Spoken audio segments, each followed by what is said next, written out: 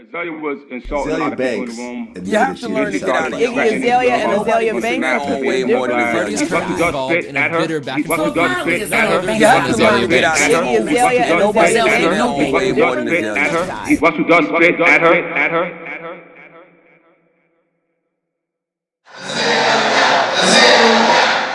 By the way, Azalea Banks is supremely talented.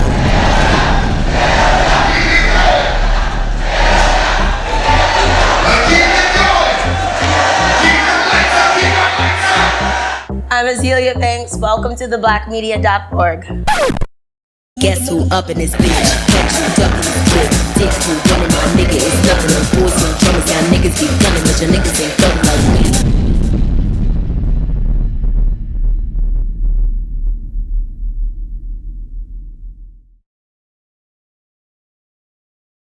I definitely noticed the difference between the way I'm treated when I speak out on anything versus the way a white male is treated when I speak out on anything. But I think what happens here is I start trying to engage people in the conversation about the irony surrounding your being upset at me versus not being upset at Donald Trump or something, you know? It's a hold up. Keep them pies hot, nigga. Pack the heater in the host will slip the clip and then pop it. They tried to G me on the quota. I could picture your noggin rocking you peasy on the corner. I stretch it with I think everyone in this first world society, be it like the United States, Canada, the UK, Australia, whatever, just this like first world society, there's this great group of, I guess, whether it's happening consciously or subconsciously, there's this expectancy to adhere to white socionormative behavior. And that white socionormative behavior is 100% engineered and pioneered and carried on by the white men who have for centuries conquered the entire world. You know, so everyone in the world is like looking at themselves through this white critical gaze. Or trying to come from beyond it, you know? And it's not necessarily a black issue so much as it is just like an everybody versus the white male issue, you know? Even white women have, you know, issues with white socio-normative behaviors, you know, because within those parameters, it's pretty much like white male socio-normative behavior, you know? One thing that society doesn't realize is that all of their aggressions are being micromanaged through these like news articles and like, you know, blogs and all kinds of things like that. So if they take me and make me the villain, so if I'm the villain of the entertainment industry or one of the villains of the entertainment industry for the next 20 years, that's just a part of their micromanaging your aggressions. You know, everyone is just like, oh, I only hear about you when you're in drama. It's like, no, what's happening is either you're only looking for me because you like the drama, right? So you're addicted to negativity, or you know, the media is only posting the negative things about me so that you stay addicted to negativity. And you know, I've basically been used as a pawn in society's programming, in society, in the powers that be trying to program society, you know? So if there is like this kind of pyramid, right, where at the bottom there are brown and black workers, even though we're not calling them slaves, they're pretty much still slaves, you know? Where they're like brown and black workers, and then there's a middle class and whatever, and then there's an upper crust. You know, if that is the scheme, because it is the scheme, America has and always will be, America has and always will rest on a systematically oppressed underclass, you know. First it was the Negroes, and now that we won't work for free, it's the Latinos, you know. So in order to keep America going, there has to be somebody on the bottom. No doubts about it. And for a very, very long time, it didn't matter what a middle-class white, you could be like a mediocre middle-class white person. It didn't matter so long as you knew that you were better than this like black billionaire or black millionaire, So long as like the middle-class American family in the 60s felt that they were better than somebody like Muhammad Ali just because they are white, then it keeps that system. It keeps that systematic oppression going, But little do you know, all of the people who are like really kind of like adhering to like the fanatic parts of that kind of ideology are poor as fuck. They're poor and white. So it's like, if you can get the poorest white person to feel like he is somehow always better than the richest black man, and you can keep that system going, that system of ideology going, no matter how you twist the story, so long as you can keep that set, then you have success within, the American structure or whatever. So yeah, my treatment is really just a microcosm of a macrocosm. It's programming. If we can keep these black people disenfranchised for whatever reason,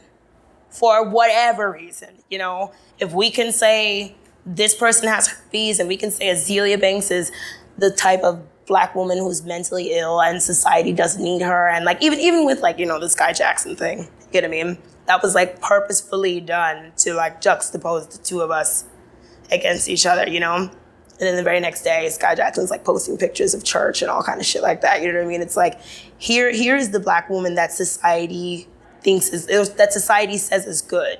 And this is an example of a black woman that society doesn't need. So they'll try and put this story like, don't end up like Azealia Banks. But, and they try and like paint this narrative that's like so dire. But in all honesty, I just like performed a dope ass show. I'm doing like so many dope things all the time.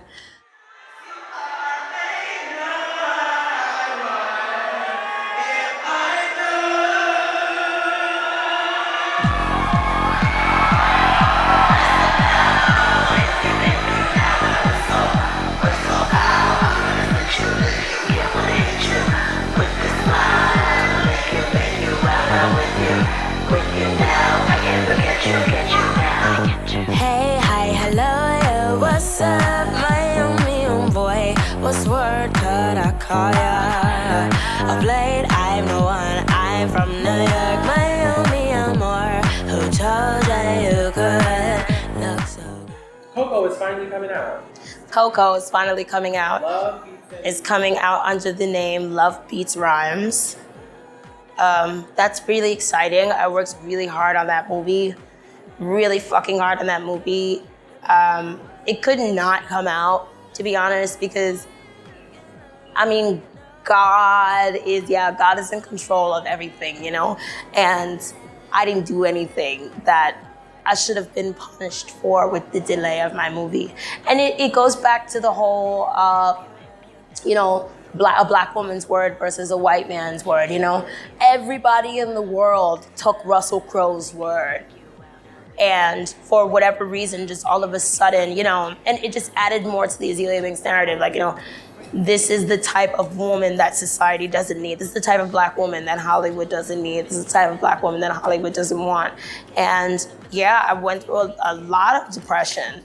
A lot of depression. Like, I never got suicidal, but I went through a lot of depression over just, this whole Russell Crowe thing. Talk about that. How did that make you? Because I can imagine my sister telling me someone did that to her and not having this visceral reaction. And just as a person, a man, or just a person, forget a man, because if I was a woman, I'd do the same thing. If I see someone in trouble, my first instinct is to help. Yeah. And the fact that RZA took the stance that he did, it had to have made you feel some type of way. When RZA's testimony came out after the Russell Crowe incident, I was really just kind of confused because when you listen to his TMZ testimony, he admits to Russell spitting on me, but then says I deserved it. I don't understand how spit is like how anyone deserves to be spat on. No one deserves to be spit on. You know, and it's, like on top of that, Russell was like tweeting my music videos early in the night. Like point blank, like RZA took me to Russell Crowe's house to like a piece of ass. Like he took me there to fuck Russell Crowe. 100%. And it was like a time where I was like really down on my luck. Like I was kind of clinging to RZA to like help me get a record deal or like help me make like the soundtrack and like do all these things. Like I came to LA to have the meeting about the soundtrack. You know, it was like 2 years after we shot the movie and the soundtrack still wasn't done. And I just, you know, I came to LA because I wanted to get a deal. Like I wanted to, you know, like you've seen, like I've been like, you know, I haven't been signed in a long time. I was like really, really trying to get RZA to like help me get my career back on track or whatever. And like RZA was like helping me pay for some like, you know, like psychiatry things or whatever that I needed. And my whole thing is it's just like, you know, if this is true, like if I'm really like this crazy like bipolar person who's on like medication and shit, like why do you have me at this party where there's alcohol? You know, why do you have me here? You know, and then on the flip side, he'll be like, oh, well, Azealia was really professional. She did everything I wanted her to do. It's just like, you know, what is this? You know, when you look at the whole testimony, he's like, I had no clue about her social behavior. It's like, because RZA, you told me I was coming to LA to get a record deal. You know, you didn't tell me I was coming to LA to like fuck Russell Crowe. And it's not even like you brought me to LA, like you like brought me in on fucking like Elon Musk or something. Like you took me to see Russell Crowe. Like, you know, that just goes to show how like out of touch RZA is. Like you think a young girl like me would want to fuck Russell Crowe? That's the type of dick you think I like, you know. But further than like more than that, it's just like I didn't come to LA for dick. Like I was broke when that happened, you know. Like RZA had gave me like a couple like $100 to go to the psychiatrist or whatever. And then like when the thing happened with Russell Crowe, you know, he went and just was like, oh, I gave Azealia money to go to the psychiatrist. Like you just like put all my fucking business out there just to like save this man's reputation. But you already admitted that he spat on me, you know? And then I was the one who suffered.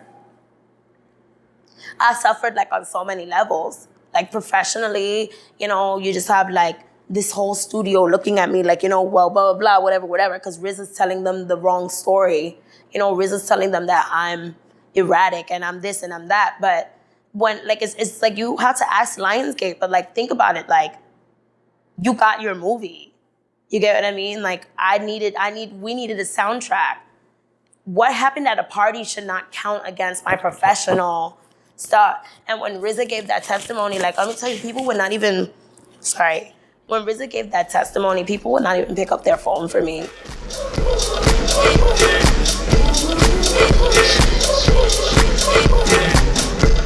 Come around, let the little baby run it down. Whip you sippin' belly, sippin' champagne on the L's. 19 up and naughty, baby, pass it on your tab. Sex, kitten, honeys, no cougars in the house. I'ma hush the rumors in the doubt.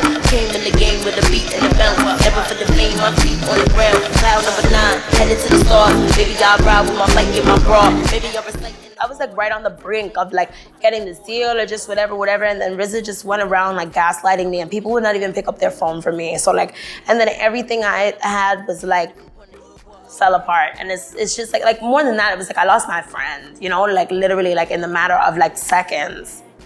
Like I was like RZA was like, you know how like when you just like tell somebody, like you trust somebody enough to tell them stuff about you, and like I just like I shared all these things with RZA, and I really, really trusted RZA, and like really, really, really, really like, you know, yeah, I really felt like I could trust him, and like he was gonna like, I felt like everything we were doing was so good. You know, like I thought everything was like going so well, like just so well. And I, like, you know, I was coming to LA to get this record deal, and I was like, oh, everything's like going so fucking well. Like everything is like so good right now. And, you know, when I showed up at the party, I wasn't even really interested in Russell Crowe. I didn't want to fucking see him. Like, I came for RZA. You know, like I came to LA for RZA, and like to work with him or like make music with him or like do whatever I you know, like whatever I needed left to do for Coco or whatever. And then because I couldn't like, you know, get along with his friends, like my whole like professional career, like everything I worked for, like was like in the gutter, you know, because RZA was like my rap friend, and like, oh, We can take a second. RZA was like my rap friend, you know, and it's already been like, like really hard in the hip hop industry, just like with all these people, you know, all these guys are just always like, they can come at you because they know they can, or they feel like they can, or whatever. And I felt like really like, you know, things were like getting better and changing because I felt like I had like somewhere to hide, you know. And then he just like exposed me, you know. Yeah. And then he just like exposed me and whatever. And then you had like all these people like talking about my mental illness, whatever, just like all this shit that like didn't have anything to do with Coco, or like the fact that I got spat on, you know what I mean? Like, and then it's like, you know, like he really threw me under the bus. Like that was like really like a blow. It was a real blow for me. He recently was on Hot 97. Did you see? I didn't watch it. Okay. Well, But Ebro's full of shit too, because like even after it happened, like Ebro laughed at me. yeah. You know, like when everybody should have been coming to my defense, or like I needed help in that moment. Like I really needed help in that moment, and everybody was just like laughing.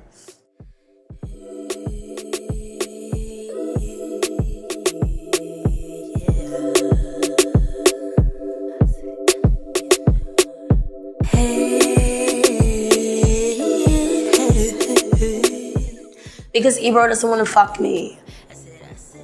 You know, like, if you're, like, your validity amongst these male rappers is determined by how much they want to fuck you, you know?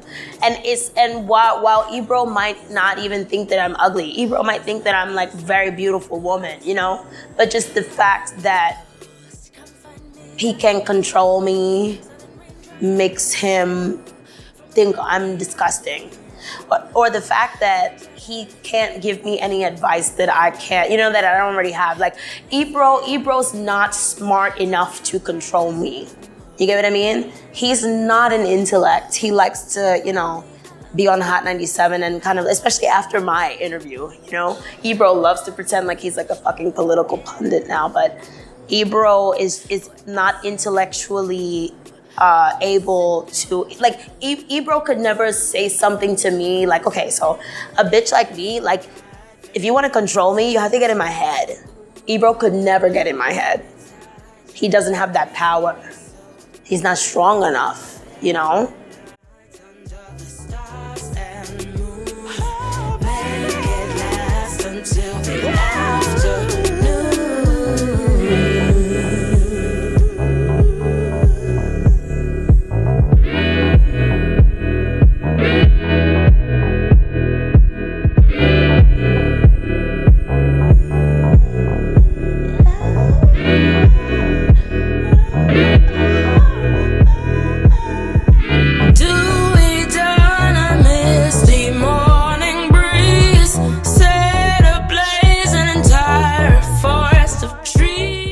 Well, my sister and I were just kind of hanging out one day, and we were talking about the Hindu goddess Kali.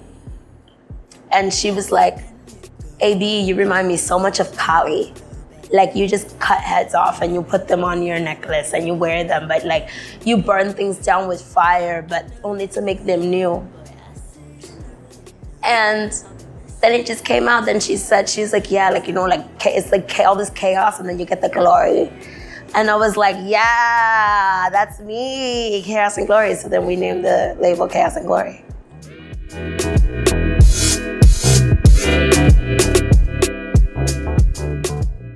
I think it just gets to a point where it goes back to, you know, same thing, like, you know, when a white person says something, or like a ethnic or you know, like a non-black person says something, and then like back to like when a black girl says something, you know, like Cardi B and I are very similar, you know, and we've made a lot of the same vulgar jokes, a lot of the same, you know, we've made a lot of the same ignorant political comments and stuff like that. But what I've noticed has happened is, you know, if I misspeak, then all of a sudden my rap is invalid, you know? But like if she misspeaks, it's kind of like chalked up to her being like, I guess like a dumb bitch or whatever, you know what I mean? And it's just, and they're just like, oh no, that's just New York, that's just the Bronx, that's this, that. And again, it's not to be like, oh, well, why does she this? Why does she have that? Why does this, da. It's really just more so about like how threatened these music industry folk are by actual people with actual talent, you know? Like, even if you look at like the whole Nicki Minaj and Remy Ma debacle, you know, these are like the two like mainstream bandstand black female rappers we had, and you guys pit them against each other and egged it on and then brought Cardi B up afterwards. Come on, Negroes. Come on, Negroes. Come on, you know? And it's just like, I don't know, for that to have happened was kind of like stupid. I think if anything, like men in hip hop should have been coercing them to work together, you know, because it looked bad. It looked really bad, you know, like it just looked bad. And it kind of brought Nicki's value down. And even if it brought Remy's value up, it didn't bring her the right value. You know, it brought Remy's value up in the Chitlin circuit. Like, you know, like, no, like, Remy's so talented. Like, that was just, like, the easiest thing you could have fucking done, you know? And whoever convinced you to do it was against you. I'm sorry, you know, because now you're the girl who wrote Cheether.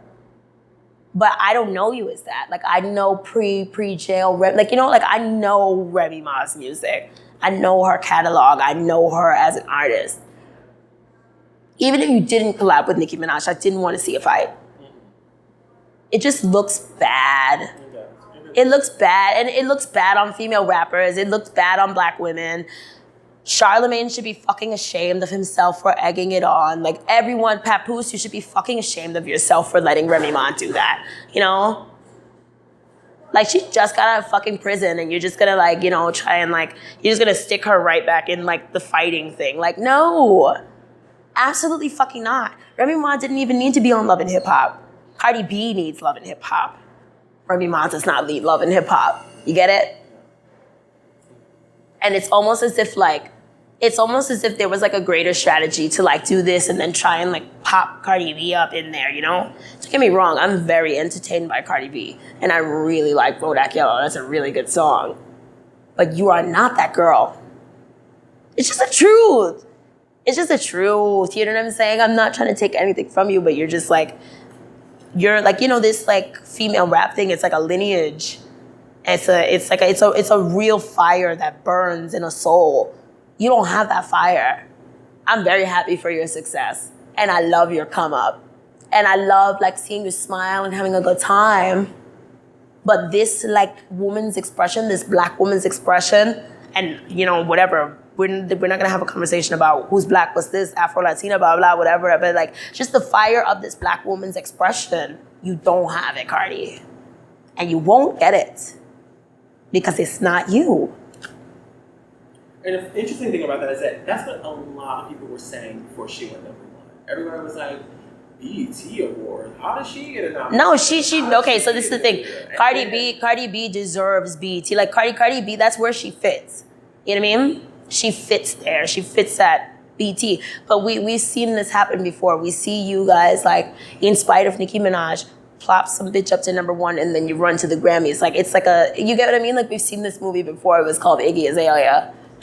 You get what I mean? Like, I've seen this movie before. I know exactly what you guys do. You buy a number one and then you buy a Grammy, you know? But it's just like, it's all being paid for. And that's not at all, I'm not at all trying to, like, take anything away from you. Shit, like, I'd fucking love if somebody, like, paid for me to fucking get a number one. That's great. But I'm that girl. Nicki Minaj is that girl. Remy Ma is that girl. Cardi B is not that girl. Iggy Azalea is not that girl. Telling them you made some, saying you grinding but you ain't going nowhere. Don't why you procrastinating, girl.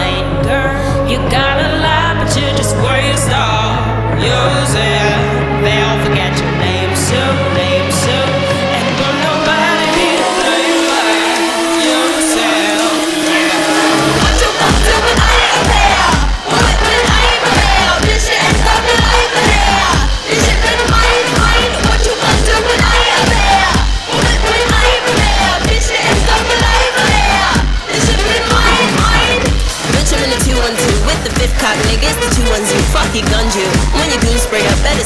complicated, bet you won't do much.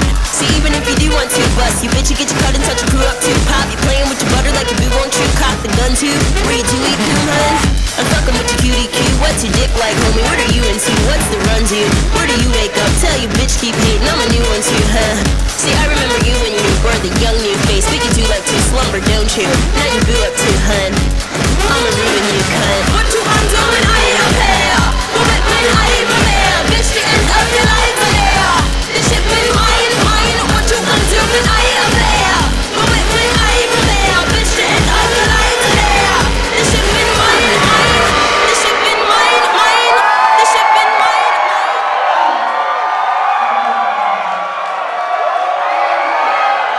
That's it.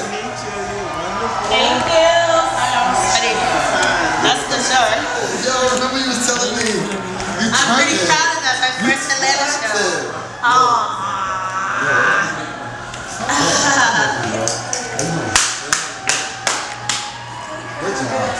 We made it. My name is Azealia Banks, and I am redefining the Black media.